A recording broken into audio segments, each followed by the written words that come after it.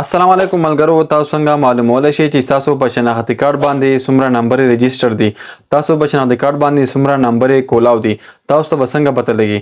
تاسو به داسې کار وکړئ چې په میسج کې به خپل شناختی کارت نمبر ولیکئ، بیا به هغه 668 ته تاسو هغه سینډ کړئ. چې کله تاسو سینډ کړئ تاسو به شو شي چې تاسو په شناختی کارت باندې ټیلینار څومره نمبر دي، جیس څومره دي، یوفون څومره دي، زونګ څومره دي. که تاسو بیا خپل ټیلینار نمبر معلومول غواړئ چې د چا په نوم باندې دی، تاسو به داسې کار وکړئ چې خپل شناختی کارت نمبر به ولیکئ او هغه به 7751 ته سینډ کړئ. دا ټیلینار دپاره کوډ دی. دویم نمبر کوډ چې دی هغه د یوفون دپاره دی.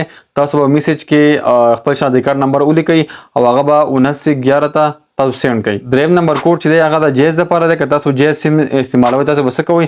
تاسو به خپل شناختی کارت نمبر ولیکئ میسج کې او هغه به 6001 ته سینډ کړئ.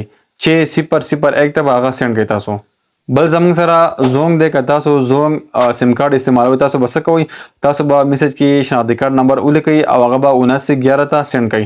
نو دا تاسو ته پته ولګېده چې موږ د خپل شناختی کارت باندې څه معلومولی شو چې زموږ شناختی کارت باندې څومره نمبر رجسټر دي.